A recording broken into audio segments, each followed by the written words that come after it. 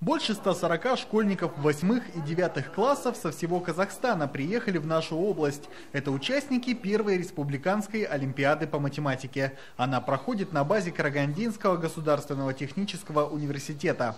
Эта олимпиада будет 2 дня, и 3 ноября в Станиславском будет закрытие. И главный приз, приз Акима Карагандинской области, сертификат на 250 тысяч тенге. Помимо главного приза учредили награды по разным номинациям. Победить будет непросто, задания сложные. Хотя этим школьникам многое под силу. До того, как оказаться здесь, все они прошли областной этап олимпиады. В основном 2 задания было по математике, 1 задание по геометрии. Были задания очень сложные, но в общем я со всеми справился.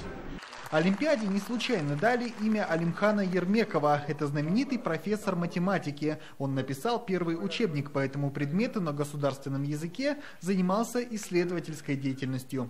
Он открыл мне глаза на математику как на науку, которой можно описать все процессы, которые происходят вокруг нас. Я думаю, что такие мероприятия показывают многое в стремлениях будущего поколения именно к фундаментальным наукам, от которых зависит прогресс сегодня, в том числе и нашей страны. Учеников рассадили по аудиториям, время пошло. Первая олимпиада вызвала неподдельный интерес со стороны школьников и их педагогов, поэтому у нее есть все шансы стать ежегодной. Марк Брюшко, Жайнат Жаксыбаев, Роман Копылов, Казахстан, Караганды.